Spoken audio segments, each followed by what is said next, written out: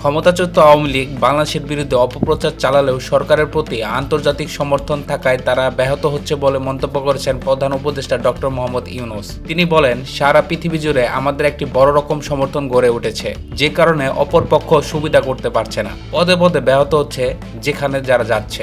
বহু গল্প করছে, গল্প টেকাতে পারছে না। শেষমেশ তো ট্রাম্পকে নিয়ে গল্প, সে অপপ্রচার চালাতে গিয়েও চালাতে পারল না।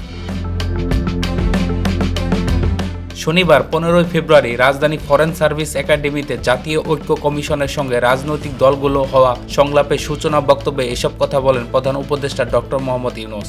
যত ছোট রাষ্ট্র, বড় রাষ্ট্র, মাঝারি রাষ্ট্র, ধনী রাষ্ট্র সবাই সমর্থন দিয়েছে, কারো কোনো রকম দ্বিধা নেই। তাদের ভাষা শুনলে আমি অবাক হই। আমরা যখন বসি বিস্তারিত জানার আগে বলে আমরা আপনাদের সঙ্গে আছি। এই পর্যন্ত তারা সমর্থন দিয়ে যাচ্ছে এবং ক্রমাগতভাবে তাদের সমর্থন বাড়ছে।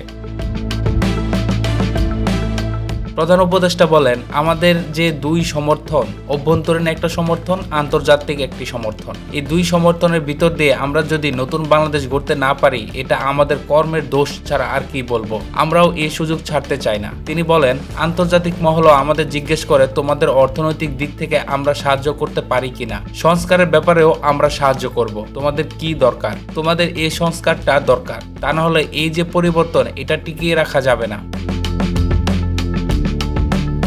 আন্তর্জাতিক মহলে সমর্থন, সহযোগিতা এবং শুভেচ্ছা, এটা আমাদের জন্য একটি মস্ত বড় সম্পদ বলে উল্লেখ করেন ডক্টর মোহাম্মদ ইউনূস।